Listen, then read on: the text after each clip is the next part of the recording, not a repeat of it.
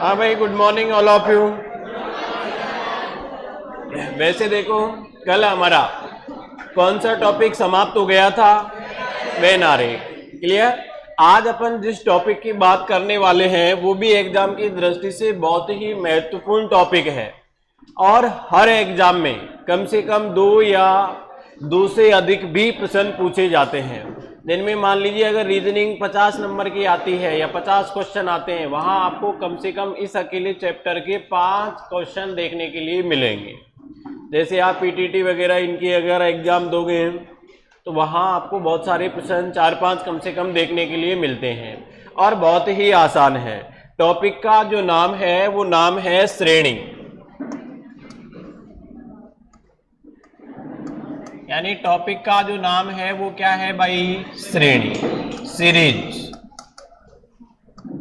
वैसे देखो ये टॉपिक जो है, जैसे हमने इससे पहले पढ़ा था एक टॉपिक, आपको अगर याद हो तो गणितीय संक्रियाओं पर आधारित। तो ये भी मुख्यतः गणितीय संक्रियाओं पर आधारित भी होता है या अल्फाबेट के रूप में भी हमको देता है। अब यहां हमारे किस किस तरीके से प्रश्न बनते हैं उनके बारे में देखने से पहले सबसे पहले हमें कम से कम 1 से लेकर 30 तक की तो वर्ग संख्याएं क्या होनी चाहिए? याद होनी चाहिए। और 1 से लेकर 10 तक कम से कम घन संख्याएं याद होनी चाहिए। क्लियर? तो वैसे आप सभी को याद होंगी 1 से लेकर 30 तक की वर्ग संख्याएं याद है या नहीं है? नहीं है। चलो मैं लिख रहा हूं, साथ के साथ उतारते चलना, और नहीं उतार पाओ तो बाद में उतार लेना भले से, ठीक है? देखो भाई, 1 का स्क्वायर क्या होता है? 2 का, 3 का, 4 का, 5 का, 6 का, 7 का, 8 का, 9 का और 10 का, 11 का, बोलो 121। 10 तक तो सभी का जवाब ठीक आ रहा था, आवाज धीरे धीरे कम आने लग जाएगी, देख लेना भले। 12 का, 13 का, 14 का, बोलो 15 का, 16 का, 17 का, 18 का, 19 का, कितना होगा?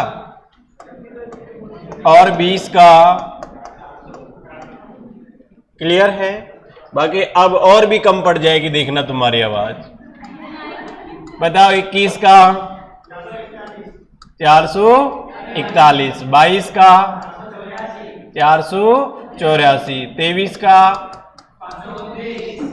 24 का, बताओ कितना होगा 24 का? 25 का, 26 का, कितना होता है 26 का? क्योंकि मैं जानता हूं कि चोरी तुम कहां करने वाले हो। लग गया ना पता मुझे? लगा कि नहीं लगा? 28 का और 29 का और 30 का जो स्क्वायर है वो होता है कितना? 900। अब देखो यहां तक हमें कम से कम वर्ग संख्याएं याद होनी चाहिए। वैसे लगभग 10 तक तो आप सभी को याद होती है, 10 के बाद में थोड़ी दिक्कत आती है। वैसे हालांकि अपने मैथ में एक टॉपिक होता है वर्गमूल और घनमूल, वहां अपन सिखाते हैं चाहे कितनी भी बड़ी संख्या हो, शॉर्ट टाइम में हम उसका वर्गमूल कैसे निकाल सकते हैं, उसका घनमूल कैसे निकाल सकते हैं। लेकिन कम से कम हमें 30 तक तो याद होने ही चाहिए। ये तो हमारी वर्ग संख्याएं थी। क्लियर है?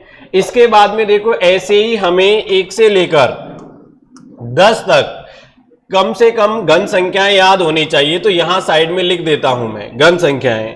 तो देखो जैसे 1 का क्यूब, बताओ क्या होता है? 2 का क्यूब क्या होता है? 8। क्यूब का मतलब क्या करेंगे अपन, 2 को 3 बार गुणा करेंगे, यानी 2 गुणा में 2 गुणा में 2। 3 का क्यूब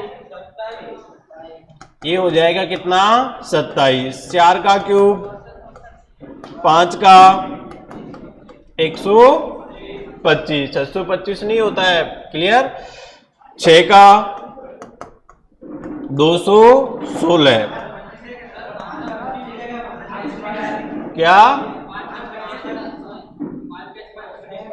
अच्छा 5 का स्क्वायर 25, 26 लिख दिया था क्या, कोई बात नहीं, वैसे 5 का स्क्वायर 25 ही होता है, आप सभी जानते हैं वैसे। 3 का 7 का क्यूब कितना होता है, 343। 8 का क्यूब 512 और 9 का जो क्यूब है वो होता है 729 और 10 का क्यूब कितना होता है, 1000। ये हमको कम से कम याद होने चाहिए, यानी 1 का क्यूब 1 होता है, 2 का 8, 3 का 27, 4 का 64, 5 का क्यूब 125, 6 का क्यूब 216, 7 का क्यूब 343 और 8 का क्यूब कितना होता है, 512। ये 512 है ना,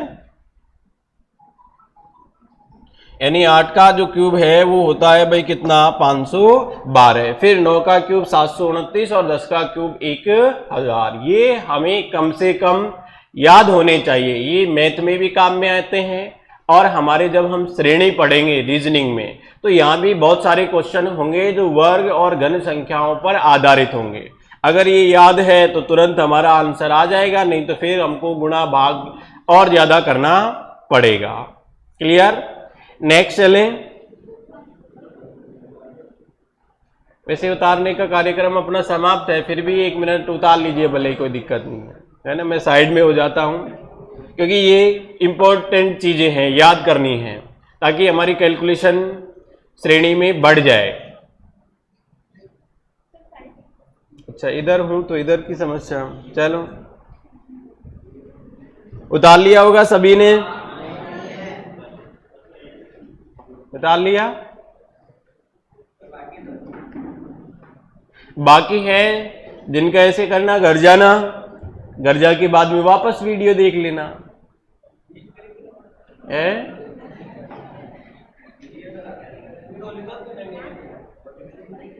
तो होली है तो क्या हुआ,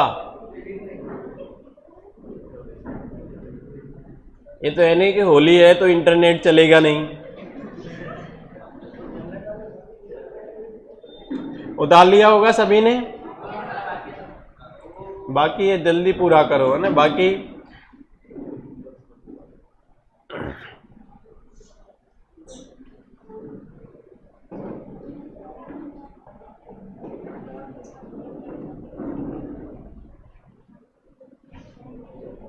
अब देखो, ये तो वर्ग और घन संख्या है जो आपको याद करनी है। अब देखो याद करने की भी इनकी शॉर्ट ट्रिक है, और बताओ वो शॉर्ट ट्रिक क्या है, वो है प्रैक्टिस।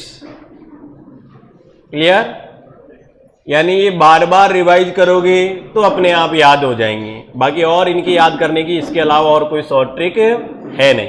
क्लियर, तो वो प्रैक्टिस ही है। अब देखो नेक्स्ट देखते हैं अपन।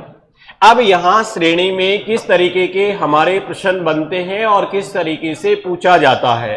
तो देखो आपने सबसे पहले हम बात करते हैं श्रेणी में जोड़ और घटाव पर आधारित की, यानी कौन सी टाइप की बात कर रहे हैं भाई अपन, जोड़ और घटाव पर आधारित, यानी या तो जोड़ने से संबंधित होगा या घटाने से संबंधित होगा।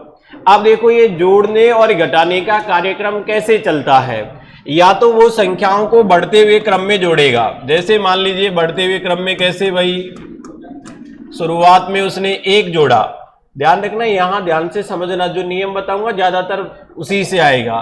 फिर इसके बाद में 2 जोड़ेगा, फिर इसके बाद में 3 जोड़ेगा, फिर 4 जोड़ेगा, फिर 5 जोड़ेगा, यानी ऐसे बढ़ते हुए क्रम में वो जोड़ता हुआ चलेगा। क्लियर है, या फिर वो जोड़ेगा सम संख्याओं के रूप में।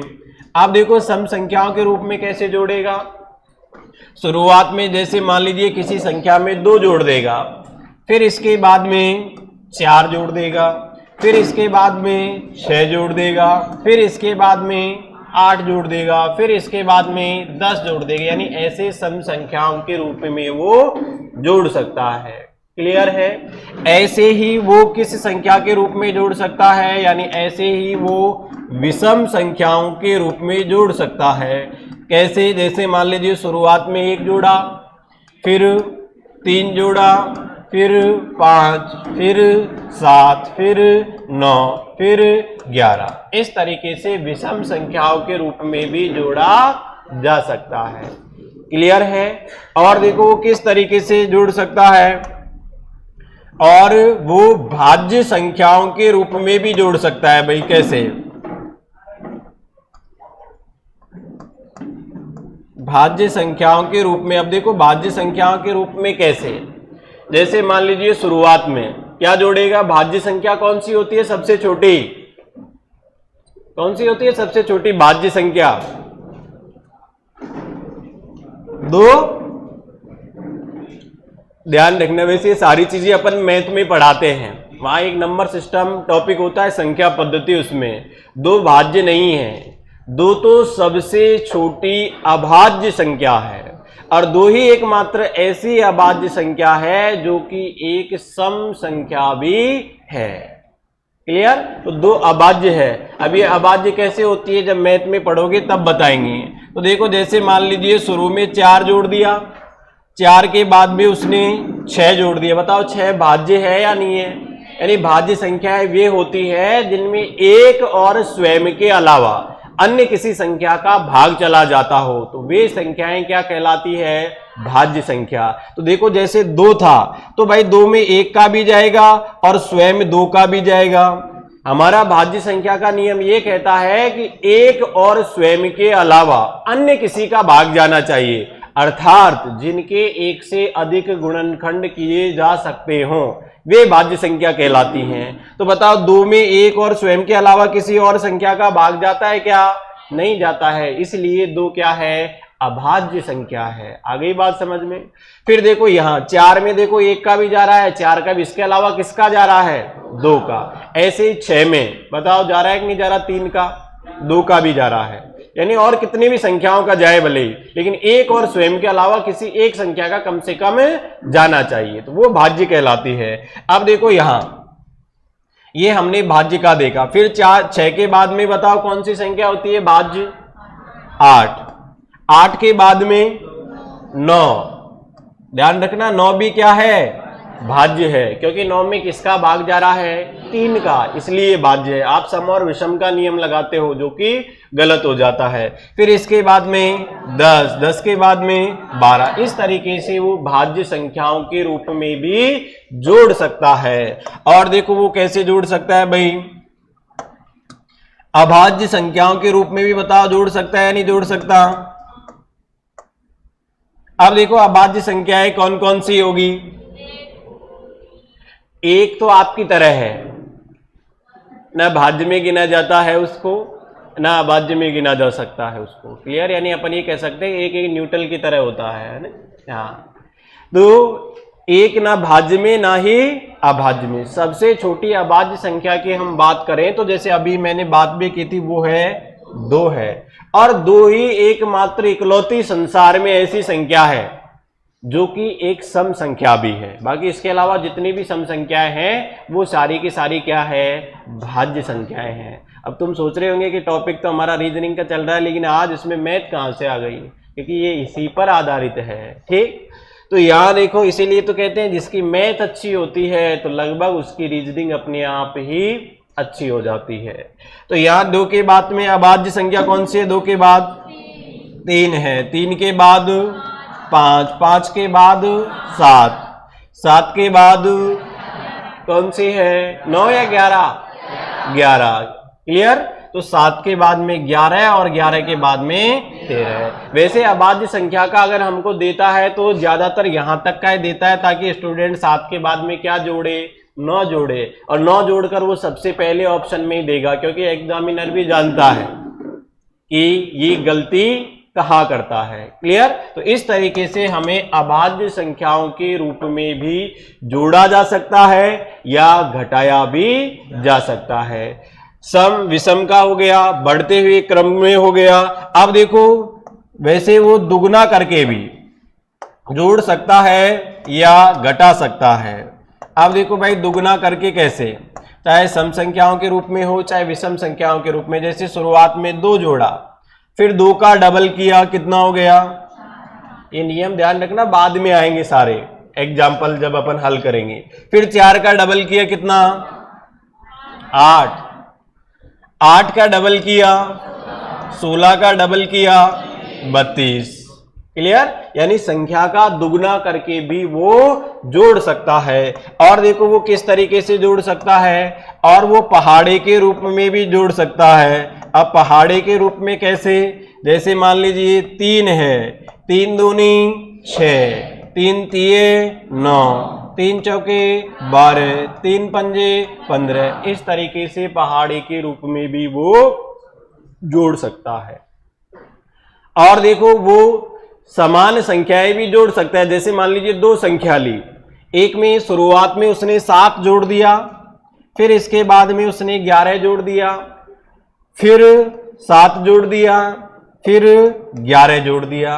इस तरीके से भी जोड़ सकता है, क्योंकि वो एग्जामिनर की इच्छा के ऊपर निर्भर करता है। और देखो श्रेणी एक ऐसा टॉपिक है, इसमें 80% तो लगभग ठीक ठाक हर बुक में हमको मिल जाता है, लेकिन 20% जो होगा वो हर बुक में अलग अलग ही देखने के लिए हमको मिलता है, क्योंकि वो एग्जामिनर के विवेक के ऊपर निर्भर करता है कि किसी संख्या का क्यूब किया, फिर उसमें 2 जोड़ दिया और 1 घटा दिया, फिर आगे उससे बढ़ते हुए क्रम में क्यूब किया, फिर उसमें 2 जोड़ दिया और 1 घटा दिया, या उसमें फिर 3 जोड़ दिया। तो ऐसे वो उसके विवेक के ऊपर निर्भर करता है। लेकिन हाँ, ये फिक्स है कि श्रेणी बननी चाहिए, सीरीज एक बनती जाएगी, उस सीरीज के आधार पर ही हमें हल करेंगे। हालांकि मैं आपको जो ज्यादातर जो बता रहा हूं वो 95% एग्जाम के पैटर्न के अनुकूल, चाहे आप किसी भी परीक्षा की तैयारी कर रहे हो, बाहर आपका लगभग जाएगा नहीं। श्रेणी के 5 क्वेश्चन आएंगे, लगभग आपके ये मान लीजिए कि 5 या 4, वैसे 5 में से 5 भी हल कर सकते हैं, क्योंकि ज्यादातर जो थोड़ी श्रेणी जटिल आती है वो जटिल देता है एसएससी सीजीएल में, है ना, उसका थोड़ा सा पैटर्न अलग है। या फिर बैंक वगैरह में आती है तो उसमें थोड़ा सा लेवल ज्यादा दे देता है, तो वहां 5 में से 4 या 3 ही हो पाते हैं अपन को। प्रैक्टिस अच्छी हो, दिमाग में बैठ जाए तो हो सकता है 5 के 5 भी हो जाए।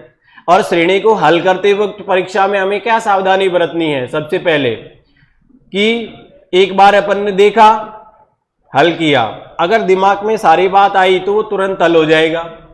अगर दिमाग में नहीं आई तो फिर सुबह से लेकर शाम तक, शाम से लेकर सुबह तक उस प्रश्न को लेकर आप बैठे ही रहना, वो फिर आपके दिमाग में आएगा ही नहीं। इसलिए मान लीजिए आपने परीक्षा दी और श्रेणी का क्वेश्चन आया, पहली बात तो ऐसी बात नहीं है, वो आप पे आ जाएगा। जैसे 5 क्वेश्चन आएंगे, उनमें से 3-4 तो आपको डेफिनेट आएंगे, 1-2 थोड़ा जटिल होता है, दिमाग में नहीं बैठता है, तो उसको हम पेंडिंग छोड़ेंगे। फिर जब वापस जैसे पूरा पेपर हो जाएगा, फिर हमारे फुर्सत के पल होंगे, फिर उसमें उसका स्मरण करेंगे बैठे बैठे, तो हो सकता है उस वक्त वो लग जाए। बाकी ऐसे नहीं कि एक को पकड़ा और वहीं अपने 5 क्वेश्चन में अपन ने 40 मिनट का समय गंवा दिया, तो फिर मामला गड़बड़ हो जाएगा। एग्जाम में ये जरूरी नहीं है कि आप लोगों को कितना आता है। बहुत से विद्यार्थी ऐसे होते हैं उन्हें बहुत अच्छा आता है, लेकिन वो मार्क कहाँ खाते हैं, उनकी एक्यूरेसी ठीक नहीं होती है, यानी वो निर्धारित समय के अनुकूल कर ही नहीं पाते हैं। फिर भी शुक्र है हमारी राजस्थान सरकार का, तो जो लगभग सभी प्रतियोगी परीक्षाओं में अच्छा समय देती है।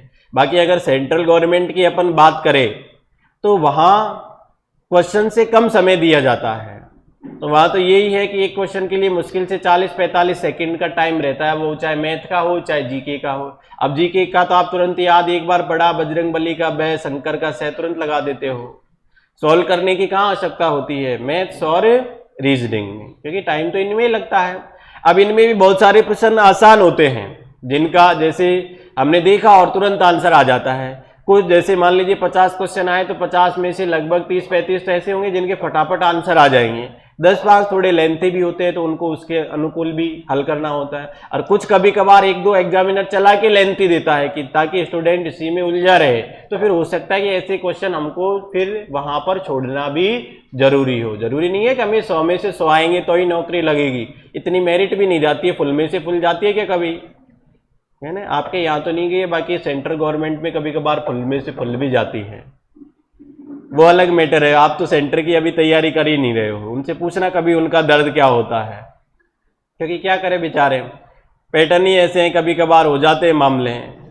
तो फिर वहाँ जितना पेपर है, रेलवे में तो कभी कभार ऐसा भी हुआ है कि फुल में से फुल ही गया है, 120 का था तो 120 ही मेरिट गया। वहाँ क्या होता है कि नॉर्मलाइजेशन भी होता है, तो नॉर्मलाइजेशन में किसी के 10 अंक बढ़ जाते हैं, किसी के 15 अंक बढ़ जाते हैं, समझ रहे हो, तो इस वजह से वहाँ फुल भी जा सकती है, क्लियर। लेकिन वो बहुत कम होता है कभी कभार, या कभी कहीं गड़बड़ हो जाती है उसकी वजह से होता है, बाकी ऐसा नहीं होता है, क्लियर। अब देखो यहां तो इस तरीके से जोड़ेगा या घटाएगा, और किस तरीके से जोड़ेगा, जैसे अभी हमने देखा वर्ग और घन संख्याएं, देखी या नहीं देखी, अभी अपन ने लिखवाया था ना अभी आपको। तो देखो ये वर्ग संख्याओं के रूप में भी जोड़ सकता है।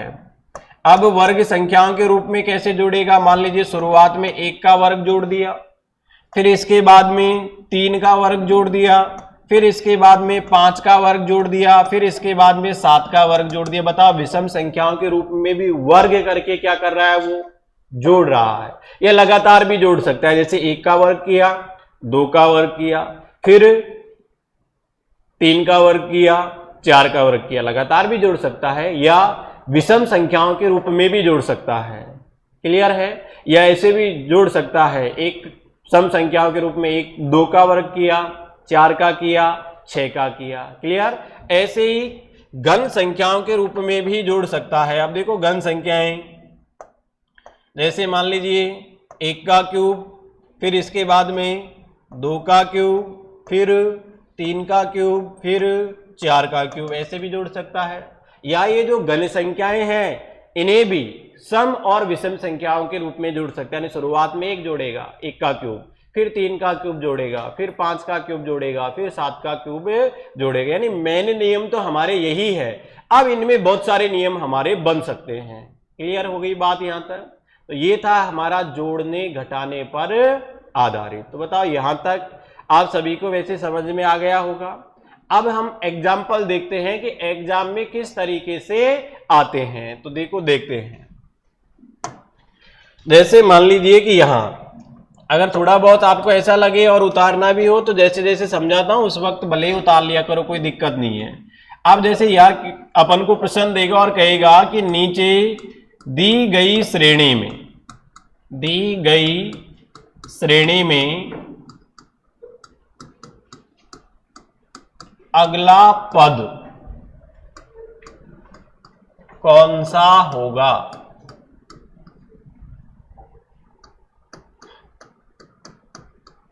क्लियर है, यानी हमसे पूछेगा कि नीचे दी गई श्रेणी में अगला जो पद है वो कौन सा होगा। इसके बाद में अपन को क्या देगा, यानी कुछ संख्याएं देगा, श्रेणी देगा। अब देखो श्रेणी में लिख देता हूं यहां पर, श्रेणी क्या है, श्रेणी है शुरुआत में 25, फिर इसके बाद में 30, फिर इसके बाद में 40, फिर इसके बाद में है 55, फिर यहां दे दिया अपन को क्वेश्चन मार्क, फिर इसके बाद में ऑप्शन दे देगा। क्लियर है।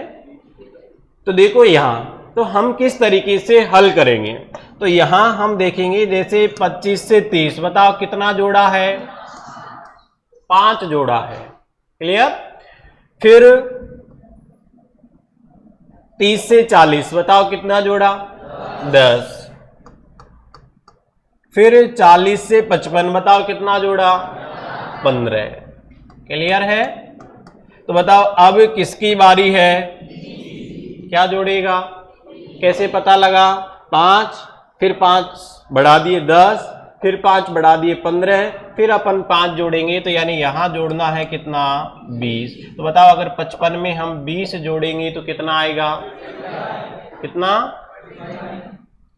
75। तो यानी आंसर जो होगा वो क्या होगा, 75 होगा। क्लियर। इसी तरीके से वो सम संख्याओं के रूप में जोड़ सकता है किसी संख्या में या विषम संख्याओं के रूप में। क्लियर है बात यहाँ तक? या डबल करके भी जोड़ेगा। क्लियर? चलो एग्जाम्पल और देखते हैं।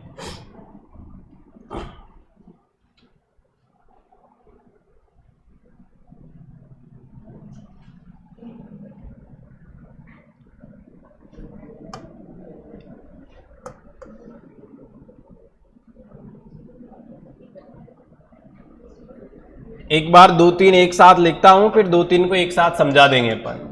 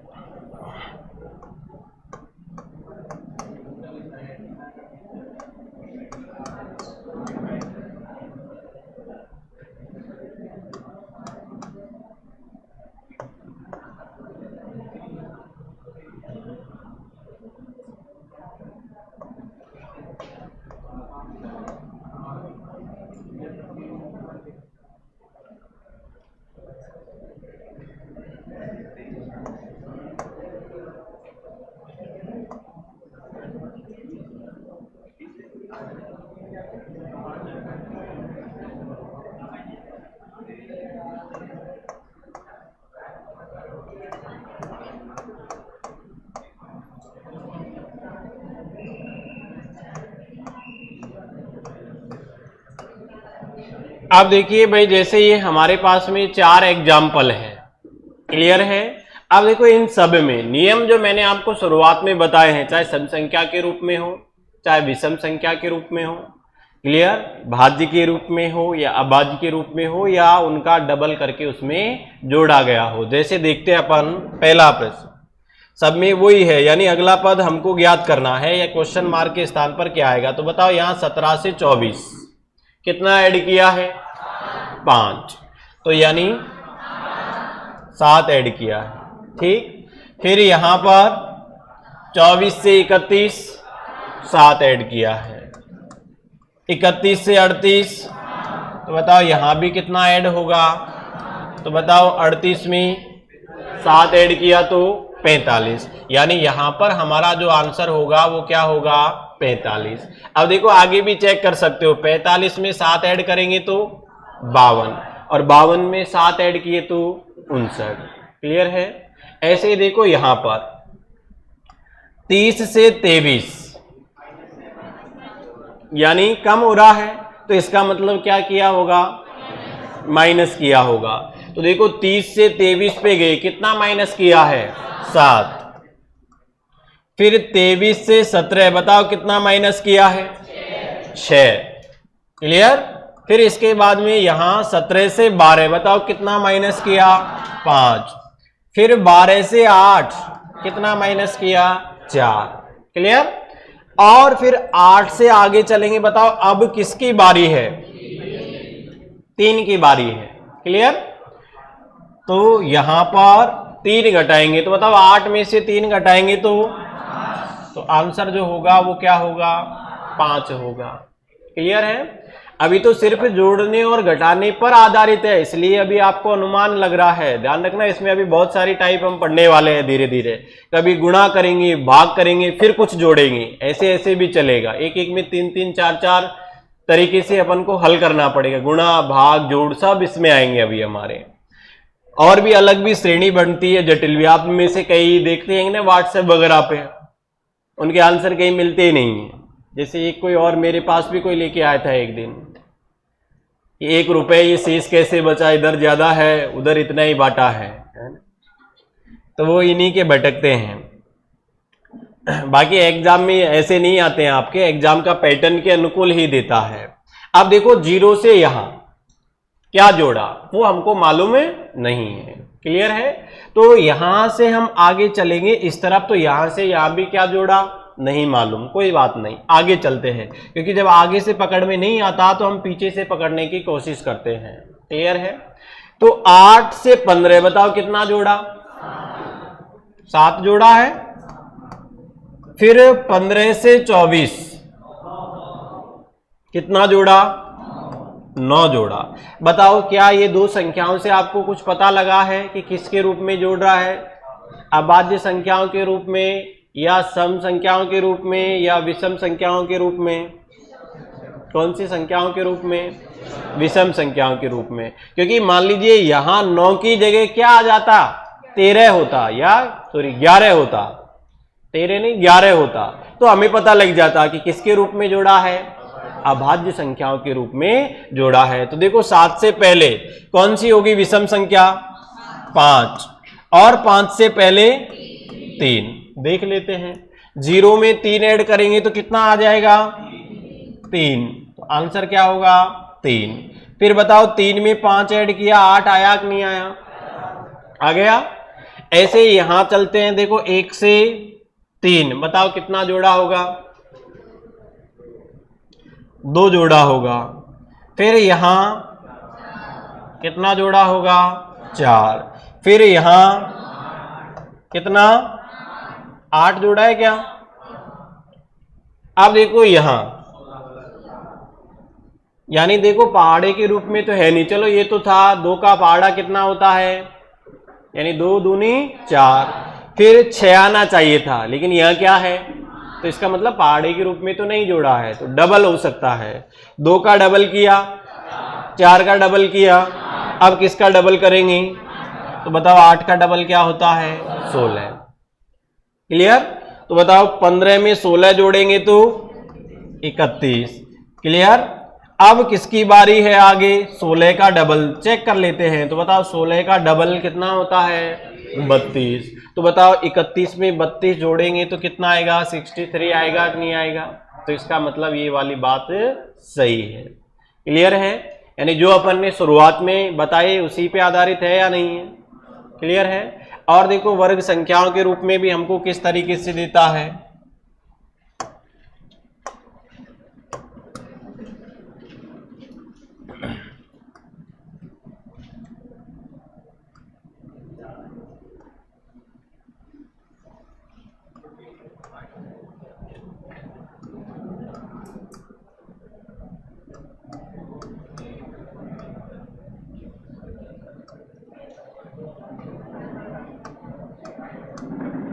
और इसके बाद में यहां क्वेश्चन मार्क लगा देगा, क्लियर। ऐसे ही वर्ग संख्याओं का भी अगर हमको दे, तो जैसे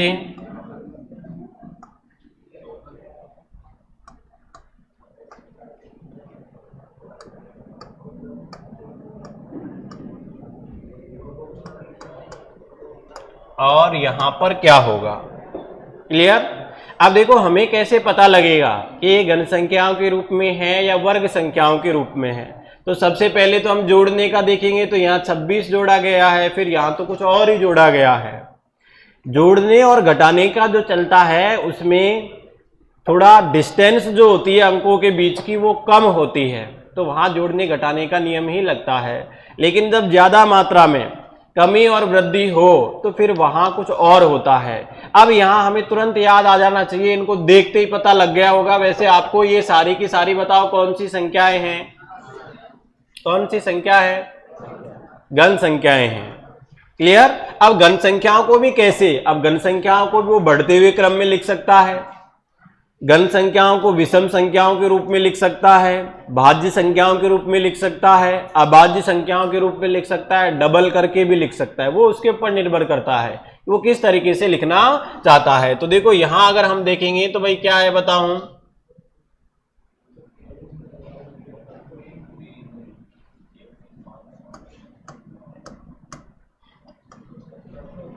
ये किसका क्यूब है? एक का क्यूब है। फिर इसके बाद में ये किसका क्यूब है? ये किसका क्यूब है? ये किसका क्यूब है? तो देखो अब ये क्यूब भूल जाते हैं। 1, 3, 5, 7 क्या है ये? विषम संख्याएं हैं। तो 7 के बाद में क्या आएगा? 9। तो यानी अब किसका क्यूब? 7 का नहीं, 9 का। तो बताओ 9 का क्यूब कितना होता है? 729। बताओ मैंने आपको शुरुआत में सारे बताए, उनमें से ये या अलग हैं? अब ज्यादातर उनमें से ही होते हैं। चाहे भले बड़ा भी बनाएगा तो उनका उपयोग वो जरूर करेगा, क्योंकि मैथ में कितना भी बड़ा क्वेश्चन बन जाए अगर अर्थमेटिक में बनाएगा तो 1 से लेकर 9 तक के अंक तो वो देगा ही देगा, तभी तो बड़ा बनाएगा। तो अंक तो सभी में आएंगे। वैसे ये भी बिल्कुल बेस है, यहां इनको जरूर देगा, चाहे फिर वो गुणा पे ले जाए, चाहे भाग पे ले जाए, या जोड़े घटाए, एकांतर का नियम हो या जटिल श्रेणी हो, कहीं भी हो, लेकिन इनका प्रयोग कहीं ना कहीं किया जाएगा। ऐसे देखो यहां बताओ ये सारी भी क्या है? वर्ग संख्याएं हैं, है या नहीं है? तो बताओ, वैसे यहां शुरुआत में गलत लिख दिया अपन ने ना, सॉरी। हाँ, यहां क्या आएगा? 4 आएगा। अब देखो यहां ये किसका वर्ग होता है भाई? 4, 2 का वर्ग। फिर 2 के बाद में 4 का वर्ग 16 होता है। फिर इसके बाद में 6 का वर्ग 36 होता है। फिर इसके बाद में किसका वर्ग दिया है? 8 का, कितना होता है? 64। फिर इसके बाद में किसका वर्ग? 10 का, और 10 का कितना होता है? अब बताओ किसकी बारी है? तो यहां पर 12 का वर्ग कितना होगा? कितना? 144। तो आंसर क्या हो जाएगा? 144। क्लियर है? तो ये था हमारा जोड़ने घटाने पर आधारित, या संख्याओं को डबल करके भी वो जोड़ सकता है, या इसी में पहाड़े के रूप में जोड़े। क्लियर? अब देखो ये तो जोड़ने घटाने पर आधारित था। अब इसके साथ ही नेक्स्ट थोड़ा सा आगे चलेंगे अपन, तो वो है गुणा और भाग पर आधारित। क्लियर? अब देखो ये गुणा और भाग पर आधारित कैसे होता है, यानी नेक्स्ट क्या है? गुणा और भाग पर आधारित। वैसे एग्जाम में तो आपको पता है, बताओ टाइप कभी देता है क्या? ये तो सिर्फ और सिर्फ आपको समझाने के लिए, क्योंकि मान लीजिए किसी की 200 mg का इंजेक्शन सहने की शक्ति है, अगर अपन 2000 mg का लगाएंगे तो रिएक्शन ही होगा, है ना। बाकी लगना तो 2000 का ही है, लेकिन वो शुरुआत लो लेवल से करेंगे अपन, ताकि वहां तक कैपेसिटी बने। तो इसलिए आपको बिल्कुल 0 लेवल से उठाते हैं अपन। अब देखो गुणा और भाग पर आधारित, अब हमें पता कैसे लगेगा? क्योंकि धीरे धीरे गुणा भाग पर आधारित होंगे, फिर जैसे ही गुणा भाग पर आधारित होंगे, फिर इसके बाद वापस जो हमने पहले पढ़ा था गुणा भाग के साथ जोड़ने और घटाने का भी कार्यक्रम चलने वाला है। ठीक, तो यहां देखो गुणा और भाग पर आधारित का लॉजिक क्या है, जो हमको देखते ही तुरंत पता लग जाए कि यहां जरूर पक्का गुणा किया गया होगा या फिर भाग दिया गया होगा। तो देखो जोड़ने और घटाने पे आधारित होगा, उसका अनुमान हमें संख्या देखकर लग जाता है कि संख्याओं में मंद गति से कमी, जैसे आप में से होंगे नहीं, हालांकि बहुत सारे मंद बुद्धि बालक भी होते हैं, है ना। आप तो नहीं हो, नहीं तो यहाँ कॉलेज तक कैसे पहुंचते हैं? मंद बुद्धि होता है वो कॉलेज तक आता ही नहीं, है ना। तो यहां भी यानी संख्याओं में धीरे धीरे गति से अगर वृद्धि होती है तो जरूर वहां पर जोड़ा गया होगा। क्लियर? संख्या में धीमे धीमे गति से अगर कमी हो रही है तो पक्का कुछ ना कुछ घटाया होगा। अब घटाने का भी, चाहे वो सम संख्याओं के रूप में घटाए, चाहे विषम संख्याओं के रूप में घटाए, चाहे भाज्य के रूप में घटाए, चाहे वो अभाज्य के रूप में घटाए, तो ये हमें जोड़ने और घटाने का पता लग जाता है। अब देखो गुणा का कैसे पता लगेगा? अगर किसी संख्या में अचानक, पीछे पीछे नींद आ रही है क्या? मुंह धो के आ जाओ एक बार, है ना। कहीं होली को भांग लगा के तो नहीं आए हो आज? आ रही है ना नींद? अभी वो सोच रहे हैं कि पता नहीं कोई और से कह रहे होंगे, नजर मुझसे ही छुपा सकते हो, लेकिन अपने आप से आदमी नजर कभी छुपा ही नहीं सकता है। तो यहां देखो, यानी गुणा का हमें पता कैसे लगेगा? अगर संख्याओं में तीव्र गति से क्या हो रही हो? वृद्धि हो रही हो, तो इसका मतलब क्या किया गया होगा? गुणा। अब देखो गुणा भी कैसे करेगा, जो शुरुआत में मैंने आपको बताया है, यानी या तो बढ़ते रूप में कर सकता है, शुरुआत में 1 से गुणा किया, फिर 2 से गुणा किया, फिर 3 से गुणा किया, फिर 4 से गुणा किया, फिर 5 से गुणा किया, या सम संख्याओं के रूप में भी गुणा कर सकता है, शुरुआत में 2 से गुणा किया, फिर 4 से गुणा किया, फिर 5 से गुणा किया, फिर 6 से गुणा किया। क्लियर? या विषम संख्याओं के रूप में भी गुणा कर सकता है। अपन ने जैसे पहाड़े के रूप में डबल किया था, तो ऐसा डबल करके भी या पहाड़े के रूप में भी गुणा कर सकता है, वो उसके ऊपर निर्भर करता है। मैंने कहा था शुरू में जो अपन देख रहे हैं वो आगे तक काम में आएगा हर टाइप के साथ में। तो ये तो हमें गुणा का पता लग जाएगा, यानी संख्याओं में तीव्र गति से वृद्धि होगी तो किसका पता लग जाएगा? गुणा का। और ऐसे ही मान लीजिए संख्या में तीव्र गति से क्या होती है? कमी होती है, यानी अचानक पारा गिर जाता है मौसम विभाग का, बैरोमीटर का, तो किसका संकेत होता है? तूफान का। तो ऐसे यहां पर भी अचानक वो गिरेगा तो इसका मतलब भाग दिया गया होगा। अब भाग देने की भी प्रोसेस कैसे होगी? अब वो भी भाई सम संख्याओं के रूप में हो सकता है, संख्याओं को बढ़ते हुए क्रम में भी भाग दे सकता है कि शुरुआत में मान लीजिए 2 का भाग देगा, फिर 3 का देगा, फिर 4 का देगा, फिर 5 का देगा, ऐसा हो सकता है। या शुरुआत में 5 का दिया, फिर उसके बाद में 4 का भाग दिया, फिर उसके बाद 3 का भाग दिया, फिर उसके बाद में 2 का भाग दिया, ऐसे वो हमें भाग देगा। क्लियर? यानी तीव्र गति से वृद्धि होगी तो इसका मतलब गुणा किया गया है, और तीव्र गति से कमी होगी तो भाग दिया गया है। अब इससे संबंधित एग्जाम्पल देख ले, 1-2 अपन देखते हैं।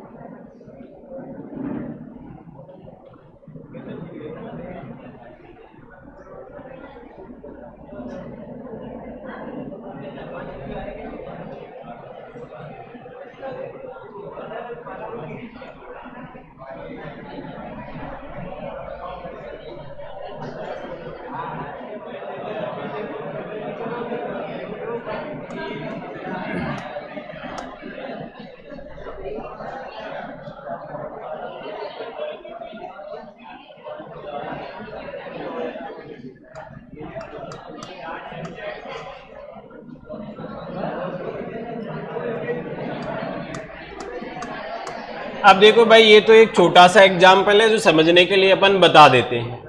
अब यहां देखो 3 से 6, शुरुआत में तो हमें ऐसा ही करना है कि हो सकता है जोड़ रहा होगा, तो बताओ 3 से 6 में यानी कितना जोड़ दिया? 3। फिर 6 से 18 बताओ कितना जोड़ दिया? 12। तो कोई बैठा क्या आपस में जोड़ने का क्रम? नहीं बैठा। तो तुरंत दिमाग में आना चाहिए कि संख्याएं बताओ तीव्र गति से बढ़ रही है नहीं बढ़ रही है? 3 आया, फिर 6 आ गया, 6 के बाद में 18, फिर 72 हो गया अपना। क्लियर है? तो इसका मतलब हो सकता है क्या किया गया हो? गुणा किया गया हो। क्लियर? अब देखो गुणा का देख लेते हैं भाई, यहाँ गुणा का जम रहा है या नहीं जम रहा है। तो 3 से 6, तो 3 दूनी यानी 2 से गुणा किया, 6 तिये 18 चौके यानी 4 से गुणा किया है। अब बताओ किससे गुणा करेगा? 5 से। तो बताओ कितना आएगा? 360। तो आंसर जो होगा वो क्या होगा? 360। तो बताओ तीव्र गति से वृद्धि हुई या नहीं हुई? इसका मतलब तीव्र गति से वृद्धि तो क्या किया गया है? गुणा किया गया है। क्लियर है? ऐसे देखो एक हम भाग का देखते हैं। हाँ, रिपीट करता हूं, चलो यहां से देखो 3 से 6 बताओ किससे गुणा किया? 2 से। क्लियर? फिर 6 से 18 किससे गुणा किया? 3 से। फिर 18 को 4 से गुणा करेंगे तो 18 चौके। अब किसकी बारी है? 5 की, यानी 2 से गुणा किया। 3 से गुणा किया, 4 से गुणा किया, फिर किससे गुणा करना है? 5 से। कैसे गुणा कर रहा है? बढ़ते हुए क्रम में। ठीक है, और देखते हैं।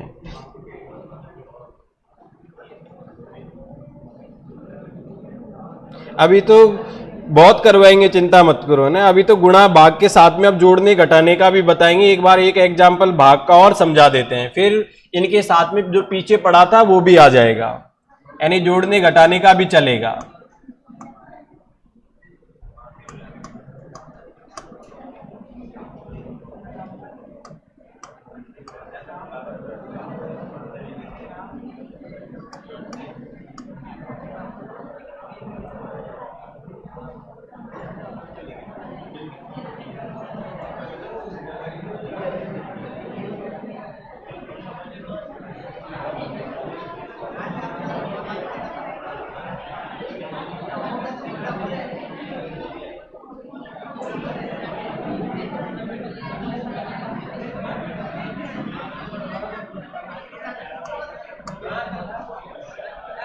अब देखो, देखते हैं।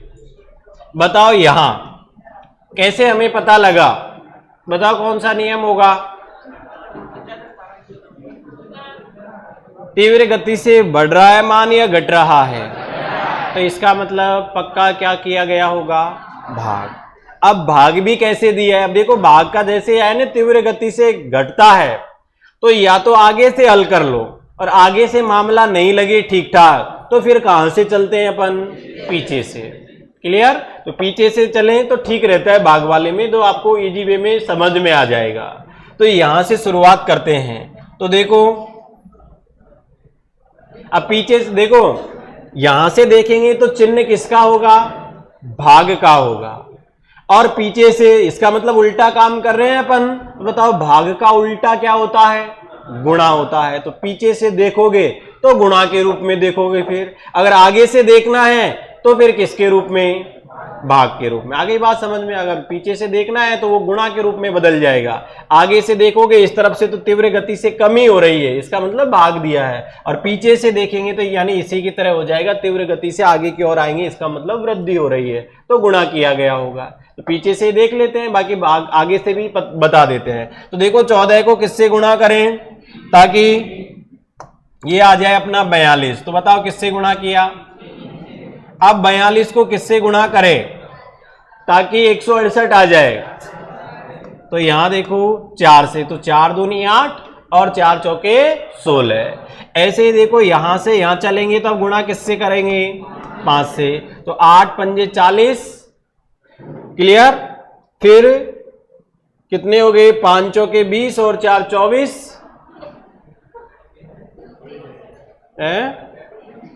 सॉरी 5 6 30 और 4 34, और 5 में 3 हासिल के जोड़े तो 840। क्लियर? आ गया यही? तो यानी किससे गुणा किया है? 5 से। अब देखो, हम पीछे की तरफ से चल रहे हैं, तो बताओ यहां अब किसकी बारी होगी गुणा करने की? 2 की। तो बताओ किसको 2 से गुणा करूं ताकि 14 आ जाए? तो आंसर जो होगा वो क्या आएगा? तो यानी आंसर जो है वो क्या हो गया? 7। अगर भाग के रूप में हल करना चाहते हो तो देखो, फिर यहां से हल करना होगा भाई, फिर आगे से हल करेंगे अपन। तो 840 से 168 कम हो गया है। क्लियर? अब किसका भाग दिया? अब ये आपको सोचना है कि 840 और ये 168 के आसपास आ गया, इसका मतलब भाग दिया होगा कम से कम 4-5 बार तो दिया ही होगा। तो फिर ऐसे आइडिया लगाना पड़ेगा आपको कि भाई इसमें भाग देंगे कितने का? 5 का, तब जाके ये आएगा कितना? 168। 840 में 5 का भाग देंगे तो क्या आएगा? 168 आएगा। फिर 168 में किसका भाग देंगे? 4 का, तो 42 आएगा। फिर देखो 42 में भाग देंगे किसका? 3 का। तो बताओ 42 में 3 का भाग देंगे कितना आता है? 14 आता है। और 14 में हम 2 का भाग देंगे तो बताओ क्या आता है? 7। आ गई बात समझ में? मैंने आपको पीछे से इसलिए बताया है कि पीछे से ठीक लगेगा, सरल हो जाएगा। गुणा के रूप में होगा तो आप आसानी से कर सकते हो, भाग के रूप में आपको थोड़ा जटिल लगेगा। बाकी आगे से करो चाहे पीछे से करो, आंसर हमारा वही आएगा। ठीक है? अब देखो, ये गुणा भाग पर आधारित थे भाई। अब धीरे धीरे क्या होगा कि गुणा भाग के साथ साथ कुछ जोड़ा भी जाएगा। और कुछ घटाया भी जाएगा। जैसे मान लीजिए किसी संख्या को 2 से गुणा किया, 2 जोड़ दिया, नेक्स्ट संख्या को 3 से गुणा किया, 4 जोड़ दिया, उससे अगली संख्या को 4 से गुणा किया, 6 जोड़ दिया। यानी गुणा के साथ साथ वो सम संख्याओं के रूप में जोड़ सकता है, वो विषम संख्याओं के रूप में जोड़ सकता है, क्लियर, वो भाज्य संख्याओं के रूप में जोड़ सकता है, वो अभाज्य संख्याओं के रूप में भी जोड़ सकता है। यानी जो हमने शुरुआत में पढ़े थे सेम वैसा ही वो जोड़ेगा या फिर घटाएगा। ऐसे ही भाग के साथ में होगा। क्लियर है? तो एग्जाम्पल लिखते हैं फिर समझाएंगे।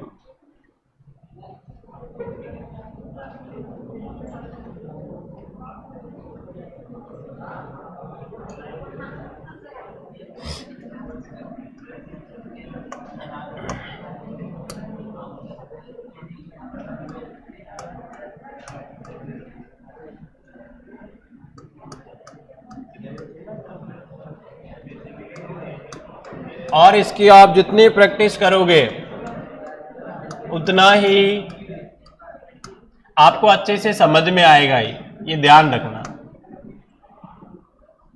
क्योंकि अगर आप खुद स्वयं प्रैक्टिस नहीं करोगे तो फिर आपको समझ में इतना नहीं आएगा।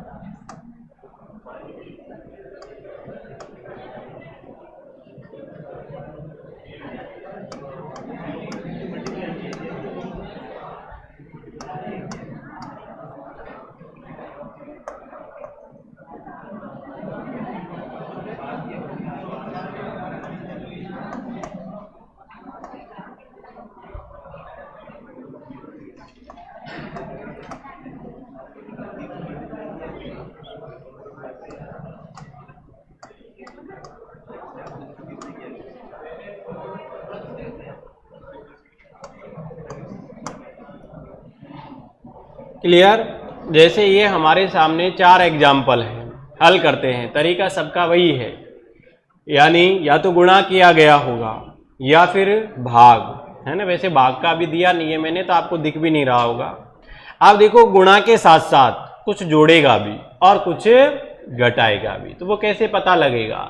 जैसे यहाँ बताओ पहले प्रश्न को किस तरीके से हल करेंगे? 5 से, यानी 0.5 है, फिर 1.5 कैसे आया? थोड़ी देर के लिए भले दशमलव भूल जाओ। 5 से 15 किससे गुणा किया? 3 से, ठीक। ऐसे देखो 15 से 45, दशमलव भूल जाते हैं, कोई फर्क नहीं पड़ेगा क्योंकि हमें तो उत्तर से प्रेम है बस। तो यहां 15 × 45, यानी इसको भी किससे गुणा किया? 3 से। ऐसे ही 45 को भी किससे गुणा करेंगे? 3 से। तो बताओ 3 से गुणा कर रहे हैं अपन तो क्या आएगा? 5 × 15, 5 आ गया, 4 × 12 और 1 हासिल के बताओ 13 हुए, 1 नहीं हुए। अब आगे भी किससे गुणा करेंगे? 13, यानी 3 से। तो 3 से गुणा किया तो देखो 5 × कितने हो गए? 15 हासिल की 1 और 3 × 9, 9 और 1 10। फिर इसके बाद में 3 एकम 3 और 1 4, यानी 40.5, ये आंसर हो गया। अब तुम में से बहुत सारे दशमलव को देखकर ही घबरा जाते हैं कि किससे गुणा करना पड़ेगा, तो थोड़ी देर के लिए दशमलव को भूल जाना, ठीक है। ऐसे ही देखो यहां इसको अगर हम देखें तो भाई 4 से 12 बताओ किससे गुणा किया? 6 से गुणा कर रहा है क्या? 3 से। फिर 12 से 36 किससे गुणा किया? फिर 36 को 3 से गुणा करेंगे तभी तो 108 आएगा। अरे पूरा पहाड़ा भी नहीं आता है, कोई बात नहीं, एक अक्षर को गुणा कर लिया करो। 6 से 3 को गुणा किया तो कितना होगा? 6 × 18, इसका मतलब इकाई अंक मिल गया तो 3 बार ही कर रहा है, ज्यादा दिमाग लगाना ही नहीं है। तो बताओ अब इसको भी किससे गुणा करेंगे? तो अगर इसको 3 से गुणा करेंगे क्या होगा, 8 तिये 24 और 3 एकम 3, तो 324, यानी आंसर जो होगा दूसरे का वो क्या हो जाएगा, 324 हो जाएगा। क्लियर है बात यहां तक? ऐसे देखो अब यहां बताओ, इसमें भी तीव्र गति से वृद्धि हुई या नहीं हुई? हो रही है। इसका मतलब क्या किया गया होगा, गुणा। लेकिन देखो 4 को 2 से गुणा किया तो 8 ही आ रहा है, 4 को 3 से गुणा करे तो 12। इसका मतलब गुणा करने के साथ साथ कुछ और भी किया है, तो वो क्या किया होगा, या तो जोड़ा होगा। भाई 2 ही काम होंगे, या तो जोड़, जैसे मान लिए 3 से गुणा किया होगा फिर 10 लिखा, इसका मतलब 2 घटाया होगा। वो आगे देखेंगे कौन सा बैठता है, जोड़ने का बैठता है या घटाने का बैठता है, या फिर डबल करके कुछ जोड़ा गया होगा। तो एक बार जोड़ने का देख लेते हैं, अगर जोड़ने से नहीं बैठेगा तो फिर घटाने का देखेंगे। तो देखो 4 का डबल किया तो 4 दूनी 8। अब बताओ यहां कितना जोड़ू कि 10 हो जाए, 2 जोड़े। फिर इसके बाद में यहां किससे गुणा किया गया होगा, चेक कर लेते हैं। क्लियर? तो यहां देखो, जैसे मान लीजिए कि यहां गुणा करते हैं अपन 2 से करेंगे तो ये मामला ऐसे कैसे रहेगा, आएगा नहीं क्योंकि आगे भी बढ़ रहा है। चलो 2 से देख लेते हैं भले ही। तो 2 से गुणा किया तो 10 दूनी 20। अब मान लीजिए 20 में हमने 2 जोड़ दिया तो कितने होंगे, 22। फिर इसको भी किससे गुणा, 2 से, और फिर 2 जोड़ेंगे तो बताओ 22 दूना 44 और 2 बताओ 88 आए क्या, नहीं आए। तो इसका मतलब 2 से गुणा नहीं किया गया होगा। क्लियर है?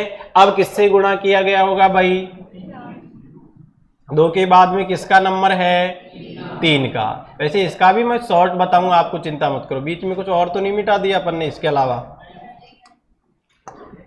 82 है ना ये, और यहां पर क्वेश्चन मार्क है। ठीक है, अब देखो यहां इसको 3 से गुणा करते हैं अपन, तो 10 तिये 30, और फिर क्या जोड़ देते हैं, इसमें 2 जोड़ देते हैं, तो बताओ कितने हुए।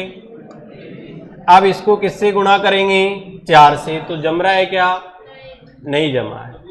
तो हम क्या करेंगे, अब देखो यहां से अगर ऐसे हमें समझ में नहीं आता है कि कितना क्या किया गया है, तो यहां से अब इसको भूल जाओ। ठीक, अब कहां से हल करना है, यहां से, पीछे से। यहां से कुछ ना कुछ जरूर हमें पकड़ में आ जाएगा कि सम है, विषम है या कुछ और है। तो देखो यहां 82 से 244, यानी इसको किससे गुणा किया गया होगा वो देख लेते हैं। तो देखो लगभग 8 तिये 24, यानी एक बार 3 से गुणा करके देख लेते हैं। क्लियर? तो यहां 3 से गुणा करेंगे तो देखो 3 दूनी 6 और 8 तिये 24, कितने हो गए, 246 हो गए। तो यानी हो सकता है 246 में से इसने 2 घटाया हो तो कितना आ गया, यानी 3 से गुणा किया और 2 घटा दिया। लेकिन यहां किसका था, हमारा जोड़ने का था। और चेक करते हैं, चलो आगे। ऐसे ही यहां इसको किससे गुणा किया गया होगा, 3 से, देखते हैं। तो देखो 4 तिये 12, 4 तिये 12 और 1 13, और ये 2 तिये 6 और 1 7, तो ये 732। बताओ 732 में से 2 घटाए तो कितना आया, 730, यानी 3 से गुणा किया और क्या घटा दिया, 2। अब देखो ये बात हमें समझ में आ गई कि 3 से गुणा करना है और 2 घटाना है। क्लियर? यह कभी कभार और भी जटिल बना सकता है। हो सकता है यहां 2 से गुणा किया हो फिर 2 जोड़ दे, शुरुआत में भी 2 से गुणा किया हो और 2 जोड़ दे, यानी एक बार सम संख्याओं के रूप, यानी ये सम संख्याओं के रूप में जोड़ रहा है, यानी जोड़ने का है। 2 से गुणा किया फिर 2 जोड़ दिया, फिर 2 से गुणा किया फिर 2 जोड़ दिया। आगे 3 से गुणा करेगा फिर 3 घटा देगा, फिर 3 से गुणा करेगा 3 घटा देगा, फिर 4 से गुणा करेगा फिर जोड़ देगा। तो ऐसे भी चल सकता है, या हो सकता है कि इसको भी 3 से गुणा किया गया हो और 2 घटा दिया गया हो। तो एक बार देख लेते हैं ये 3 वाला। क्लियर? उससे बैठ जाए ठीक है, नहीं 2 से वापस देख लेंगे। तो ये सब प्रैक्टिस के आधार पे ही देखना पड़ेगा अपन को। तो यहां देखो, माना कि इसको भी 3 से गुणा किया तो 4 तिये 12 और 12 में से 2 घटाए तो बताओ 10 आए कि नहीं आए। ऐसे ही इसको भी हम किससे गुणा करेंगे, 3 से, और फिर क्या घटाएंगे 2। तो बताओ 10 को 3 से गुणा किया 30 और 30 में से 2 घटाएंगे तो क्या आया 28। अब इस 28 को भी किससे गुणा करेंगे 3 से और इसमें से भी क्या घटाएंगे 2। तो चेक कर लेते हैं। तो देखो 8 तिये 24 और 3 दूनी 6, कितने हो गए 2 हासिल की 84। बताओ 84 में से 2 घटाए तो आया कि नहीं आया। तो इसका मतलब सही है, यानी 3 से गुणा करना है फिर 2 घटाना है, 3 से गुणा करना है फिर 2 घटाना है।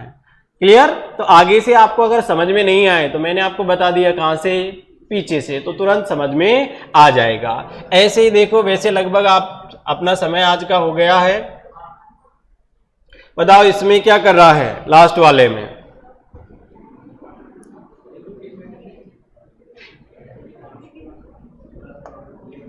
देखो 3 दूनी 6, कितना जोड़ दिया।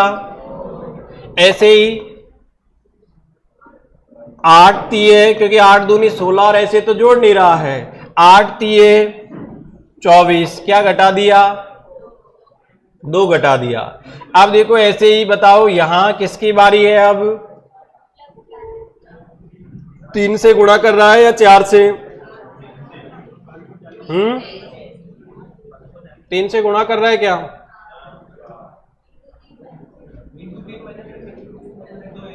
चलो देखते हैं। तो यहां देखो 3, फिर यहां चेंज कर देंगे उसके हिसाब से अपन। तो 3 दूनी 6 और यानी 22 ये कितने हो गए 66। 66 में से क्या कम किया है 3। तो बताओ आए कि नहीं आए।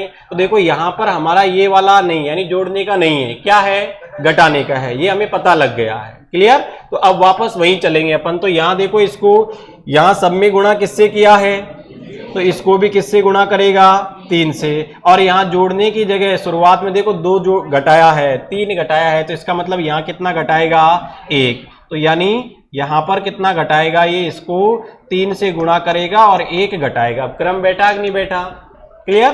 तो ये हो गया देखो 3 तिये 9, 9 में से 1 कम किया तो 8, ऐसे ही 8 तिये 24, 24 में से 2 कम किए तो 22, फिर 22 तिये 66, 66 में से 3 कम किए तो 63। क्लियर है। ऐसे ही 63 को किससे गुणा करेंगे 3 से, और फिर कितना कम करेंगे 4 कम करेंगे। क्लियर। तो क्या आएगा 185। अब यहां बताओ किससे गुणा करेंगे इसको, अब 3 से, और कितना घटाएंगे 5। तो बताओ क्या आएगा, कितना आएगा 500। पक्का। जिनके नहीं आ रहा है तो गुणा कर लेना। देखो ये 5 तिये 15 हासिल की 1, 8 तिये 24 और 1 25 हासिल की 2, और 5 एकम 5, 5 और 2 कितने हो गए 7। तो 755 आएगा, और 755 में से ये घटाएंगे तो आंसर जो होगा वो कितना होगा 750। क्लियर। तो आंसर जो होगा वो क्या आएगा 550। कैसे आया, मैंने 5 से तो नहीं कर लिया, देख लेते हैं कोई। हाँ सॉरी, 3 एकम 3 और 2 5 है, 550 ही आएगा। यानी 3 एकम 3 और 2 हासिल के 5, 550। तो यानी यहां तक हमने देखा गुणा भाग के साथ में क्या था, जोड़ने घटाने पर आधारित था। क्लियर। कल ऐसे ही अपन वर्ग और घन संख्याओं के कुछ इसी की प्रैक्टिस करेंगे अपन।